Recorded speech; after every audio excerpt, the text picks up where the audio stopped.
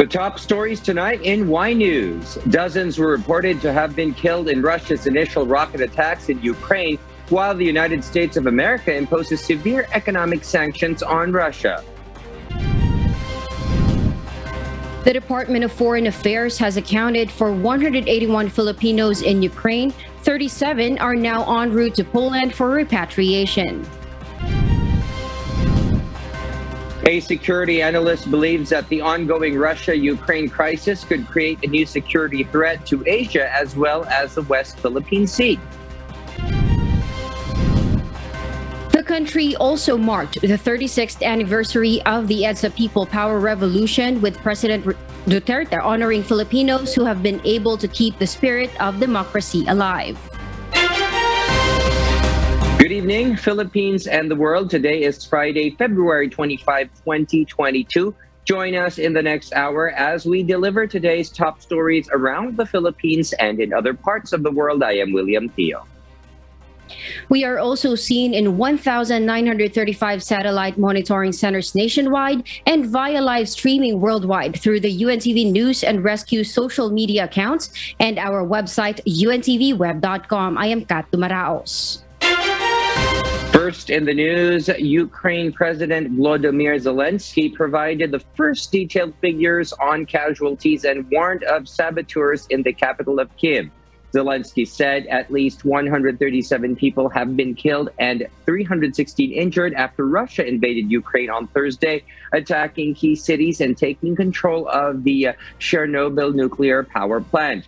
The current death toll includes both Ukrainian soldiers and civilians. Zelensky called on Ukrainian citizens to aid the defense forces, asking anyone with military experience to offer themselves in the effort.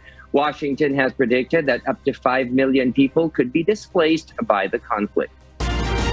Amidst Russia's invasion to Ukraine, Europe is preparing for a wave of refugees. Among them are Filipinos who are now being transported from Ukraine to the border of Poland. Ryuji Sasaki will give us the details live. Good evening, Ryuji. Good evening, Kat. Thousands of people have started fleeing Ukraine and over 100,000 are internally displaced after the attack ordered by Russian President Vladimir Putin. Due to this, Ukraine's neighbors are getting ready and prepared for an influx of refugees, including Filipino workers. Department of Foreign Affairs Undersecretary for Migrant Workers Affairs, Sara Lu Ariola, said the Philippines Embassy in Warsaw, which has jurisdiction over Filipinos in Ukraine, rented a bus to transport 37 Filipinos to the border of neighboring Poland. Free repatriation flights for those who want to return to the Philippines are currently being conducted by the Philippines on the border of Poland, as Ukraine's airports have been closed. Earlier, Poland has so far agreed to accept Filipinos from Ukraine even without a visa. So far, 6 Filipinos have already left Ukraine and 181 others have been accounted for. There are approximately 380 Filipinos living in Ukraine, most of whom are in the capital, Kiev. Meanwhile, DFA Secretary Teodoro Locsin Jr. earlier said that he is traveling with other department officials to personally see and ensure the safety of Filipinos at the Ukrainian border. Kat? Thank you, Ryuji Sasaki, reporting live. The Philippine government urged the international community to reaffirm by more than words its commitment to the peaceful settlement of disputes. The Department of Foreign Affairs, or DFA, made the call amid the crisis between Russia and Ukraine. The DFA said that in the present crisis, where the situation is not irreversible and there is no compelling reason for any of the protagonists to resort to hostile actions, turning to the Manila Declaration is the pragmatic and decent way to go. The Manila Declaration is a landmark instrument on the peaceful settlement of international disputes and reaffirms that all states shall refrain from threat or use of force against the territorial integrity or political independence of any state. It was adopted by the UN General Assembly in November 1982. A security analyst believes that the tension in Ukraine may create new security risks in Asia and also in the West Philippine Sea. Nel Maribuhok will tell us why. The tensions between Russia and Ukraine may go far beyond the impact in Europe. According to Professor Romel Banlawi, a security analyst, while Asian countries like the Philippines will not be directly involved in any conflict, the geopolitical and economic implications for the region will still be significant.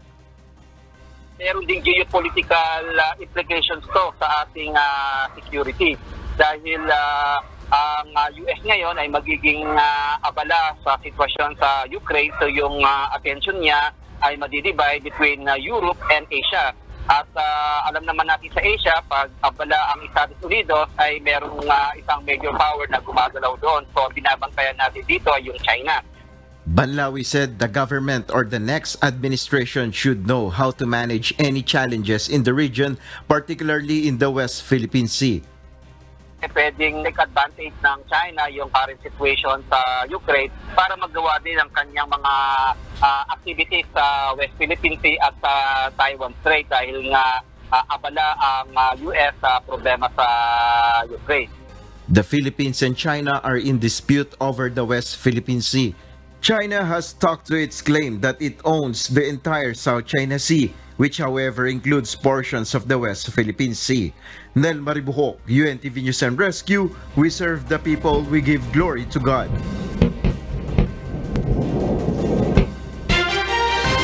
In other news, today marks the 36th anniversary of the historical EDSA People Power Revolution. In line with this, President Rodrigo Duterte calls on the public to honor individuals who are keeping the legacy of the EDSA People Power alive.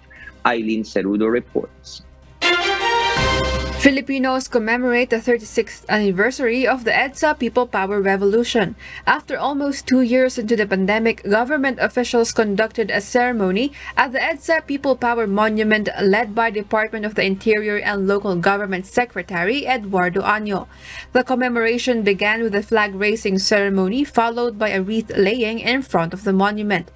In his message, Año said the lessons learned during the 1986 revolution should never be forgotten. A peaceful resolution can also be helpful in troubling times, especially when the country is still facing the COVID-19 pandemic. President Rodrigo Duterte, meanwhile, calls on the public to honor those who continue to remember the stories and victories during the People Power Revolution. For the president, public servants, community leaders, medical and essential frontliners serving as soldiers during the country's fight against the pandemic embodies the true essence of the new people power. He also adds that Filipinos should emulate their heroism, selflessness, and compassion as the country strives to recover from the present challenges.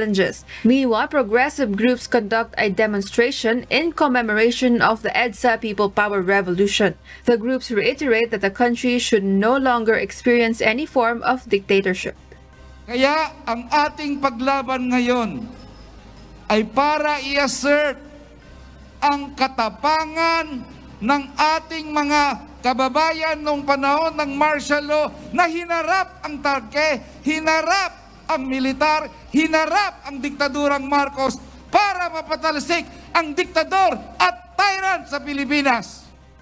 On February 25, 1986, the historical EDSA revolution drove former President Ferdinand Marcos to step down as the country's president and end his 14-year dictatorship in the Philippines. Eileen Cerudo, UNTV News and Rescue, we serve the people, we give glory to God. For those watching our live streaming on YouTube, please click the subscribe button you see on your screen and ring the bell for notification. You may also follow us on Facebook.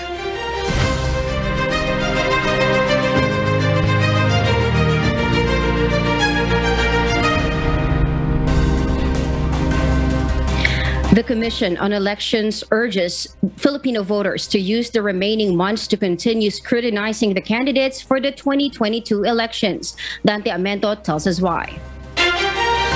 Only 73 days left before the May 9, 2022 national and local elections.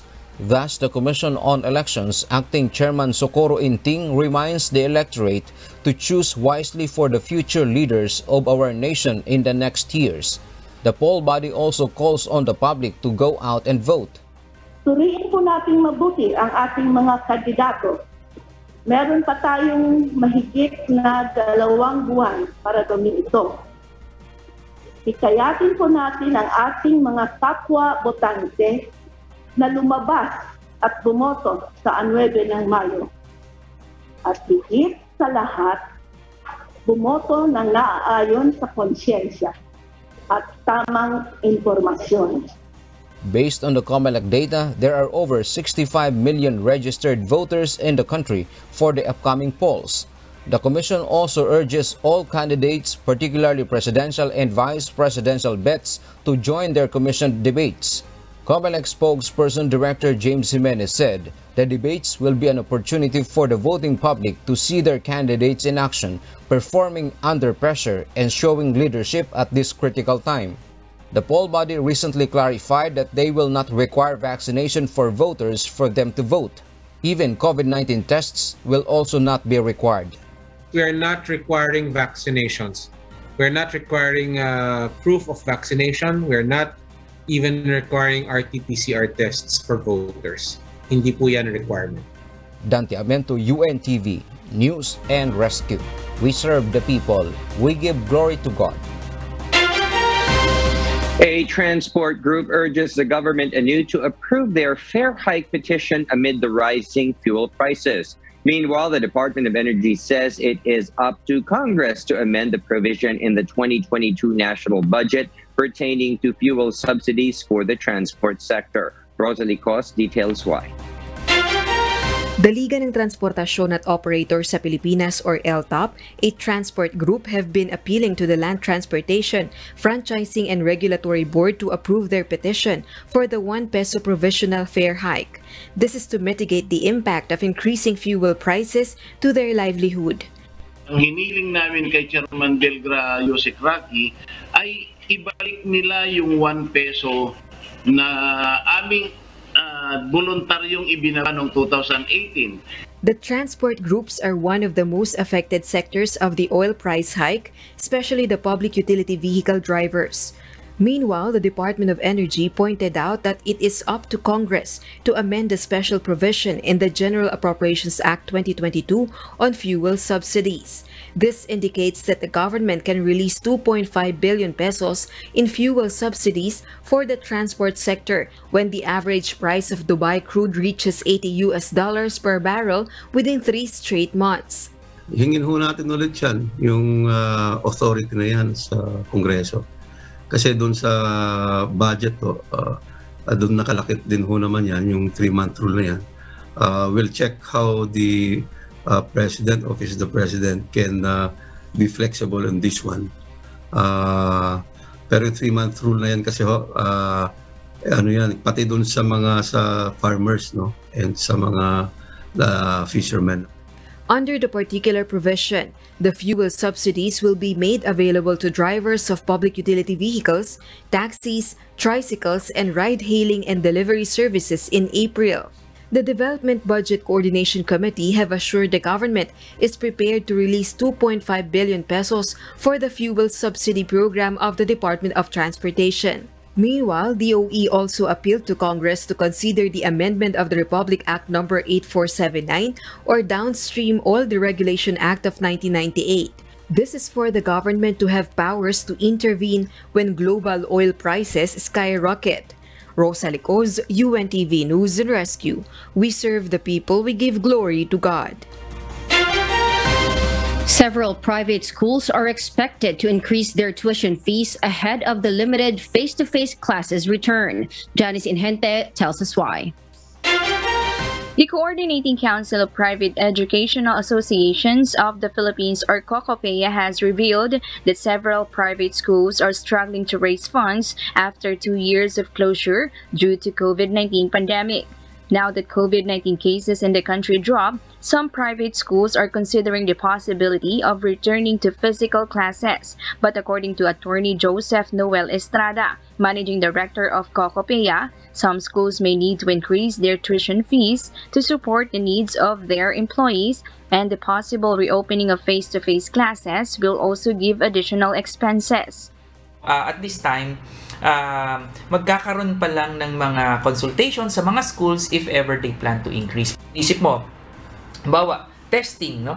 Testing ng mga RT-PCR or antigen test ng mga hindi pa bakunado, 'di ba, na school personnel. Yung gastusin sa testing, sa teacher ba or yung syempre yung pag-disinfect, yung insurance na gagamitin ng mga bata at mga school personnel. At the same time, of course, kailangan mo ring suportahan yung school personnel mo dahil hirap din sila, no? Kasi yung increase, Janice, yung nakukuhang increase sa tuition, required ng batas yan na 70% of that is given to school personnel and faculty.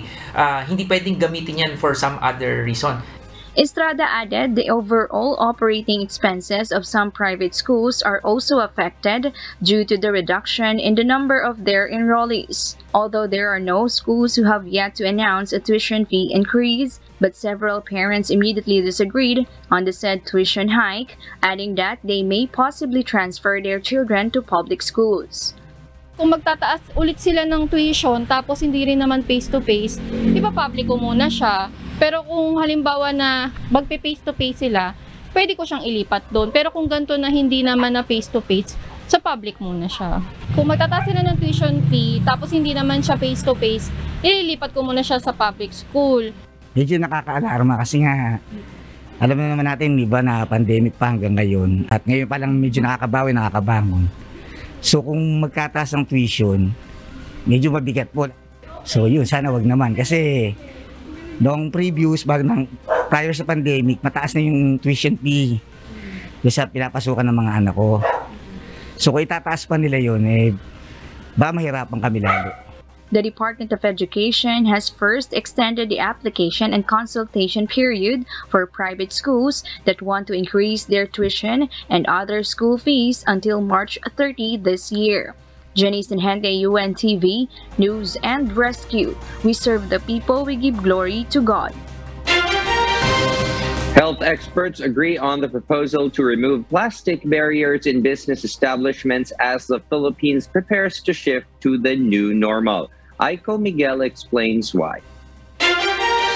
Metro Manila mayors recommended to shift the National Capital Region to Alert Level 1 by March. The business and private sectors have been preparing for this and recommending to remove acrylic plastic barriers in establishments.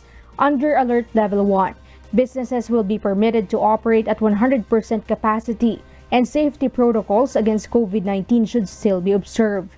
Philippine College of Physicians President Dr. Maricar Limpin, on the other hand, said acrylic plastic barriers are not advised in well-ventilated areas, and acrylic plastic barriers may even cause COVID-19 transmission if they are not regularly disinfected.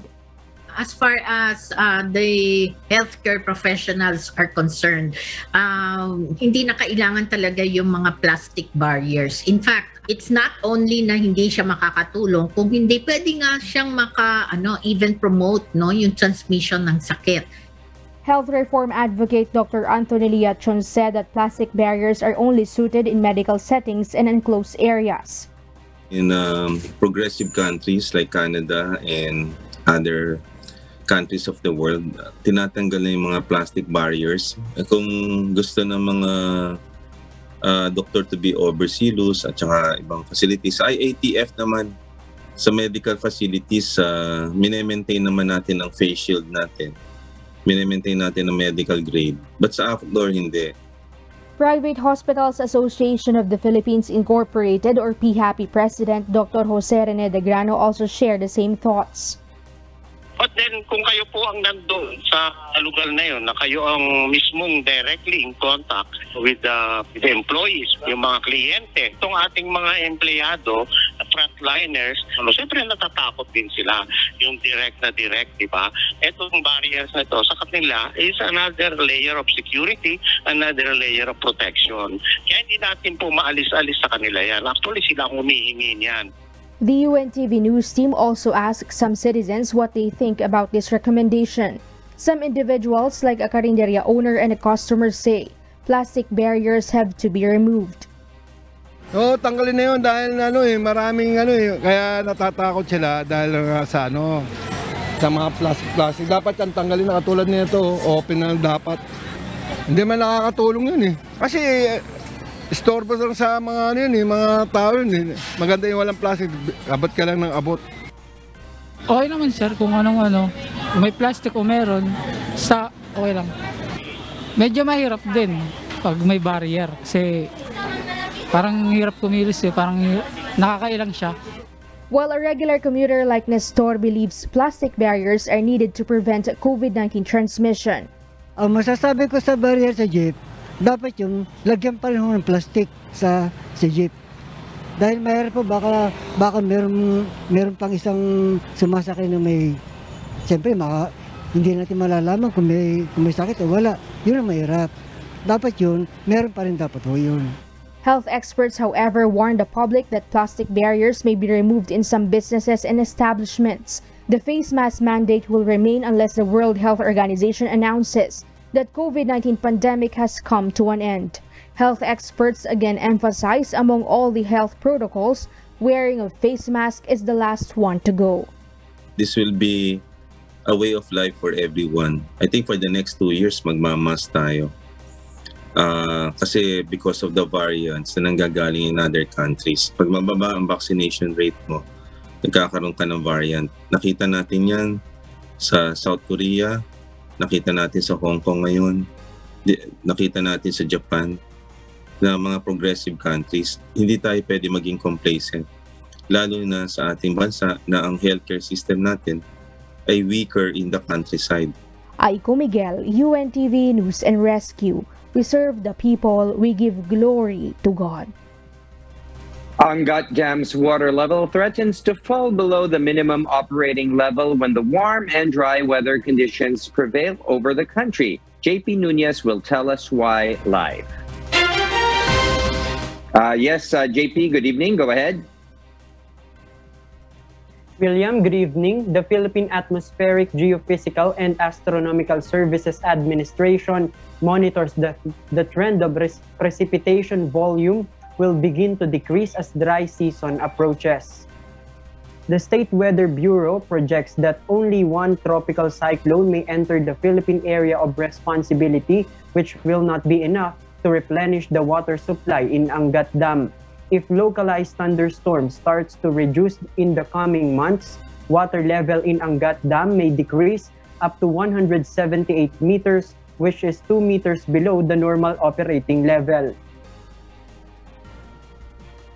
Yung pong bagyo, tropical cyclone, ang pwede pong magbigay ng significant na volume ng ulan that could have an equally significant na impact doon po sa ating mga reservoirs. So ang trend po ngayon ay approaching po tayo ng summer if we are not expecting, or we could expect 1 or 2 bagyo per month from March to April, pero kung wala po talaga and we will only be relying on localized thunderstorm, ay maaring hindi po talaga magtutuloy-tuloy pa rin yung trend na pababa talaga. The Metropolitan Water Works and Sewerage System said they have already paid for the service provider to conduct cloud seeding in the first week of March. There was a plane already placed in Plaridel, Bulacan to conduct cloud seeding once Pag-asa and the Bureau of Soil and Water Management gives the go signal. Napagkasunduan po namin na by March, first week of March ay magkakaroon na po kami ng cloud seeding. So naghati-hati po kami ng responsibility. Ang MWSS will, through our concessionaires naman po ay mag-hire po ng service provider. Yun yung magkakandak ng cloud seeding operation. Pag-asa and MWSS expect cloud seeding will help increase Angat Dam water level in dry season, which will augment the need of residents in Metro Manila and irrigations in Bulacan and Pampanga. As of 6 a.m. today, Angat Dam water level is at 196.01 meters, which was 16 meters above from its normal operating level. William, the Weather Bureau and MWSS reminds the public to be mindful of using water supply, as water concessionaires may impose rotational water interruption if water supply will continue to decrease. That is our latest live. Back to you, William. Thank you, JP Nunez, reporting live from Quezon City. Russia will now bear the consequences of sanctions as they invade Ukraine, labeled as a special military operation by Vladimir Putin. Nerissa Dando will tell us the details live. Nerissa? Countries will now be limited after Russian President Vladimir Putin initiated a premeditated invasion on Ukraine. New sanctions will be put in place. Today, I'm authorizing additional strong sanctions and new limitations on what can be exported to Russia. This is going to impose severe cost on the Russian economy, both immediately and over time. We have purposely designed these sanctions to maximize the long-term impact on Russia and to minimize the impact on the United States and our allies. And I want to be clear, the United States is not doing this alone. 27 European Union members, which include France, Germany, Italy, the United Kingdom, Canada, Japan, Australia, and New Zealand, among others, have joined the impact response to limit exportation to Russia. The largest Russian bank, which has over one-third of Russia's banking assets, will also suffer as the United States have cut it off from the U.S. financial system, President Biden says. We've cut off Russia's largest bank, a bank that holds more than one-third of Russia's banking assets by itself, cut it off from the U.S. financial system. And today, we're also blocking 4 more major banks. That means every asset they have in America will be frozen. This includes VTB, the second largest bank in Russia, which has $250 billion in assets. Following this, U.S. officials have confirmed the deployment of 7,000 troops to Germany. While they will not fight directly on Ukraine grounds, the troops will defend every inch of the NATO territory. The NATO will convene a meeting tomorrow to gather the leaders of the 30 allied nations and other close partners and map the following steps to defend Ukraine. Beth? Thank you, Nerissa Dando, for that live report. The Australian government, along with its top domestic cybersecurity agency, warns organizations and businesses to up the ante in monitoring for direct cyber attacks from Russian-linked criminal gangs as retaliation. Marvy Delfin will give us the details live. Yes, Marvy, go ahead.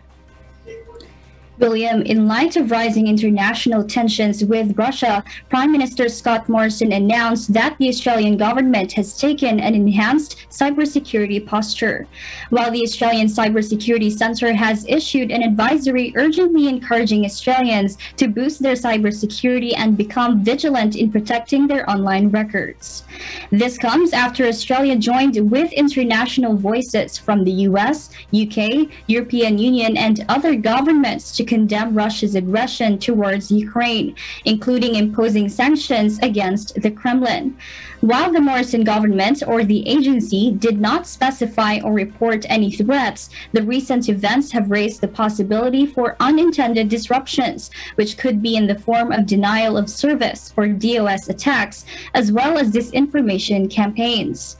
The Australian Signals Directorate restates its long-standing advice that organizations should comply with guidelines known as the Essential 8, which include application controls, patching operating systems, enforcing multi-factor authentication to access systems, and regular backup of data. Meanwhile, Mr. Morrison also announced that Ukrainian citizens living in Australia will be given a 6-month visa extension and that the remaining 430 outstanding visa applications of Australians attempting to leave Ukraine has been flagged as a top priority. Though Australia has ruled out direct military assistance to Ukraine, the country is focusing on supporting Ukraine's cyber capability. William?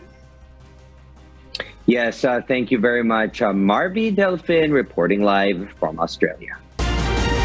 And hundreds of anti-war protesters across Russia after President Vladimir Putin sent troops to invade Ukraine. Jane Robles report will give us the details live. Yes, Jane? Gas, thousands of protesters took to the cities across Russia in response to Moscow's first major attack on Ukraine. Protesters have defied police threats to take to central squares and protest against the military campaign Thursday evening, leaving at least 1,702 in detention. Most arrests transpired in Moscow and St. Petersburg, where the crowds were the largest. People chanted "No to war" as they exchanged shocked faces. One protester named Alexander Belov said he thought Putin had lost his mind. He had thought that they wouldn't never see a war in the 21st century. Another protester explained he is embarrassed for his own country. Famous Russian personalities such as international football player Fyodor Smolov and Russia's beloved singer Valery Meladze expressed their outrage online in strong objection to the war. Сегодня произошло то, что не могло и не должно было происходить никогда. История когда-нибудь рассудит и расставит все по своим местам. Ну а сегодня я хочу попросить вас, я умоляю, прекратить военные действия и сесть за стол переговоров. Люди должны уметь договариваться. Для этого нам дан язык, для этого нам даны все способности. Люди не должны погибать. Это нужно прекратить. Earlier, jailed opposition leader Alexei Navalny, who used to mobilize Russia's largest protest against Putin, said he was against the invasion of Ukraine. Meanwhile, the Investigative Committee, a government body that investigates major crimes, warned Russians of legal repercussions for joining and sanctions protests related to the tense foreign political situation. The Russian Interior Ministry said it will take all necessary measures to ensure public order. Cass? Thank you, Jane Robles, reporting live. Our body's natural sleep rhythm is to go to sleep at sundown and wake up when the sun rises. But due to blue light from screens such as television, computer, smartphones, and gaming devices, a lot of people suffer from chronic sleep deprivation, and getting a good night's sleep seems harder to achieve. However, according to sleep expert and psychologist Dr. Michael Grandner, to get those sleep rhythms back, we need to sleep train our brain. Dr. Grandner then revealed his top 3 ways in training your brain to fall asleep. 1. Make a schedule and stick to it. 2. Don't lay in bed awake. And 3. Change your attitude about sleep. In these steps, your body would produce melatonin, a hormone to help you fall asleep. Your brain will associate that bed is for sleeping, and he also advised that you need to see your sleep as the amount of time you need in order to set up yourself to be productive the next day. He says these tips would help you get 7 to 8 hours of sleep a day and help prevent stress and other diseases due to lack of sleep. And before we close, we will leave you with the word giving glory to God from the book of Proverbs, chapter 15, verse 31. It says, "The ear that heareth the reproof of life abideth among the wise."